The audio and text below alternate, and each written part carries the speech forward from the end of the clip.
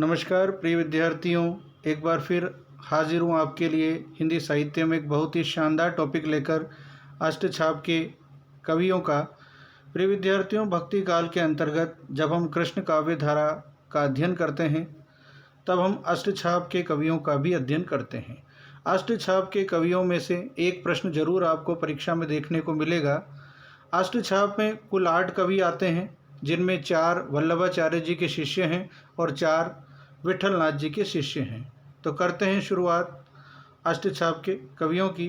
गोस्वामी विठलनाथ जी ने 1565 में अष्टछाप की स्थापना की। इस अष्टछाप में 4 वल्लभाचार्य जी के शिष्य हैं और 4 स्वयं विठलनाथ जी के शिष्य हैं। तो अष्टछाप की स्थापना कब हुई? आपसे पूछे अष्टछाप की स्थापना कब हुई तो 1565 में। किसने की? गोस्वामी विठलनाथ जी ने। अष्टछाप में कुल कितने कवि हैं? तो 8 कवि हैं। प्रथम 4 कवि किसके हैं? तो वल्लभाचार्य जी के। अंतिम 4 कवि किसके हैं? तो स्वयं विठलनाथ जी के। तो सबसे पहले हम अष्टछाप के कवियों में जो वल्लभाचार्य जी के प्रथम 4 शिष्य शामिल हैं उनको देखते हैं। तो अष्टछाप में जो वल्लभाचार्य जी के शिष्य हैं उन्हें देखते हैं। पहले उनमें पहला नाम आता है कुमनदास जी का। कुमनदास जी का जन्म 1468 ईस्वी में हुआ, जमुनावती जो गोवर्धन क्षेत्र में पड़ता है उत्तर प्रदेश में। दूसरे अष्टछाप में वल्लभाचार्य जी के शिष्य हैं, वो हैं सूरदास, जन्म 1478 ईस्वी, सीही उत्तर प्रदेश। अष्टछाप में शामिल वल्लभाचार्य जी के जो तीसरे शिष्य हैं परमानंद दास, जन्म 1493 ईस्वी, कन्नौज उत्तर प्रदेश। और अष्टछाप में शामिल वल्लभाचार्य जी के 4 शिष्यों में चौथे कवि हैं कृष्णदास, जन्म 1496, चिलोत्रा गुजरात।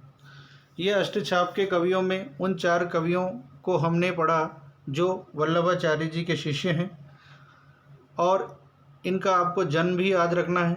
तो अष्टछाप के कवियों में प्रथम जो 4 कवि हैं वो वल्लभाचार्य जी के शिष्य हैं। उनमें आपको याद होना चाहिए कौन कौन से ये 4 हैं।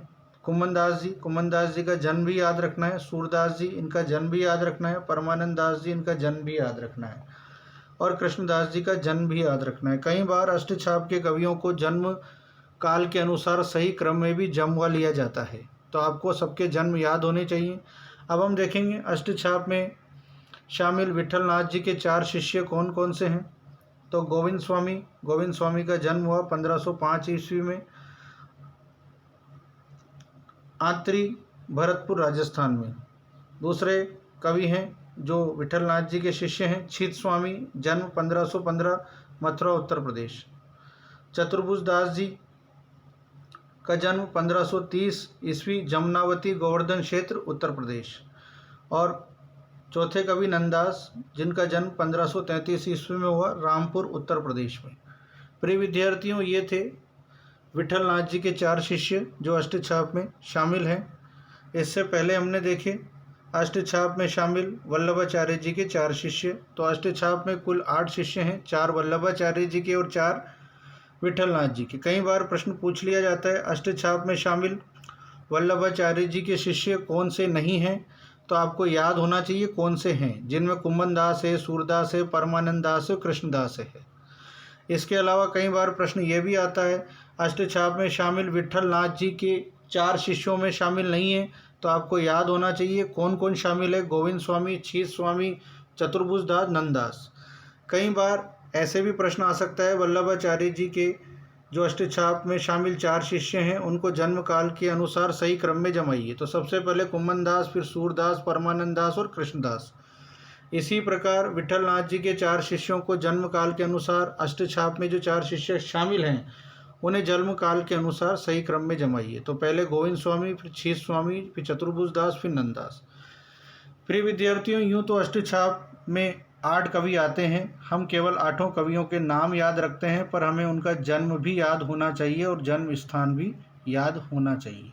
एक प्रश्न जरूर आपका सही होगा परीक्षा में अगर आप इस टॉपिक को पूरा देखेंगे और याद करेंगे तो आपका एक प्रश्न परीक्षा में सही होगा। इसी प्रकार के शानदार टॉपिक वो बहुत अच्छे सेलेक्टेड कंटेंट लेकर एक बार फिर हाजिर होता हूँ आपके बीच। धन्यवाद।